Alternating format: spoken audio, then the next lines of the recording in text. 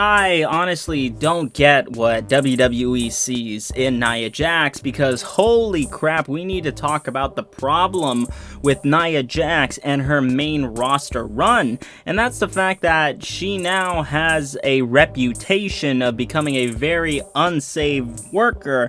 And well, let's run down the list of the people that she has injured throughout the years. She injured Ember Moon on an episode of Raw, where the main event saw Ember Moon teaming up with Ronda Rousey to take on Tamina and Jax, where the injury had occurred. Nia Jax also injured Bayley, who was on her way battling to become the #1 contender to the Raw Women's title, which was held by Alexa Bliss at the time, and they had the match set at SummerSlam. And well, Nia Jax and Bayley faced each other on Monday Night Raw, and in a botched spot, Jax threw Bayley out of the ring with such force that it injured Bayley's shoulder. They finished the match, but the damage to Bayley was done, and she had to pull out of her SummerSlam title match. And let me remind you that SummerSlam is the second biggest show of the year. Nia Jax also injured Zelina Vega on the Evolution pay-per-view that caused Vega to get a concussion when Jax threw her out of the ring in the Battle Royal match.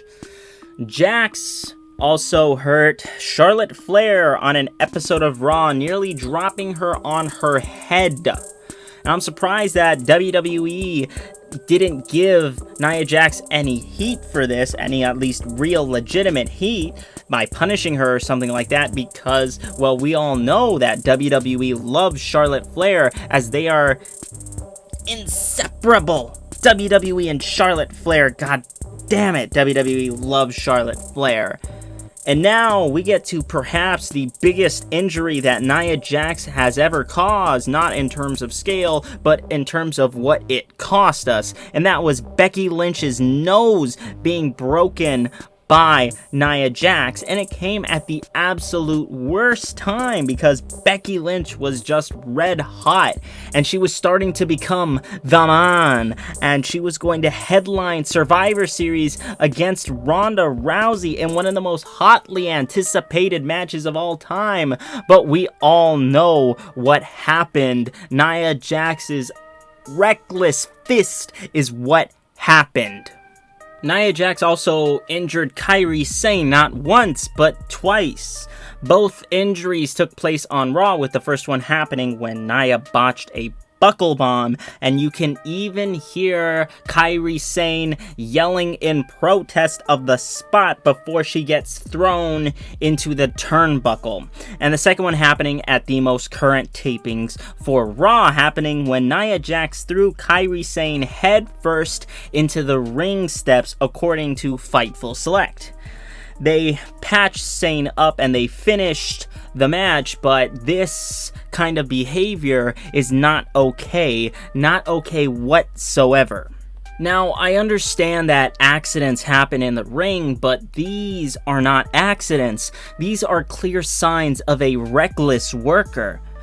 I need to ask this, but how many people have to get injured for WWE to finally have some sense to either send Nia back to developmental to clean her up, or just plain fire her?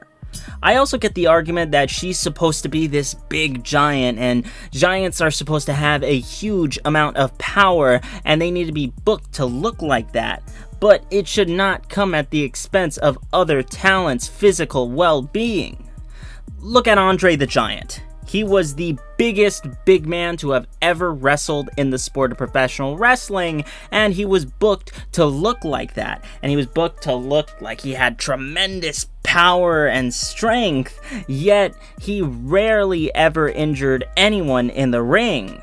There are plenty of other big men who have rarely ever hurt anyone in the ring, so it is possible to do and have a career in this lifestyle, yet this has seemed to escape Nia Jax. Another thing that makes it worse is that when people call her out for her recklessness on social media, she just plainly brushes it off as them being haters, when that's not the fact at all. People are calling her out on her awful in-ring work, and by labeling them as haters, she is just going to ignore them, which means she has no real desire to change her in-ring work. So, in other words, this kind of behavior is going to continue. Maybe the reason why WWE is hesitant to do anything about this is because of the fact that she is related to The Rock, and maybe they don't want to get heat with Dwayne. But at this point, something needs to be done about this. It just takes one bad botch for Nia to seriously injure or maybe even potentially kill someone. Like I said with my Bill DeMott bullying video, at this point, it's not just a one-off mistake. It's a pattern of behavior, and the fact that WWE isn't doing anything about it is enabling her to continue with this reckless behavior of hers. Now, we've seen how bad these injuries can get in this business, but they really need to do something about this now while they have the ability to do something about it before it's too late.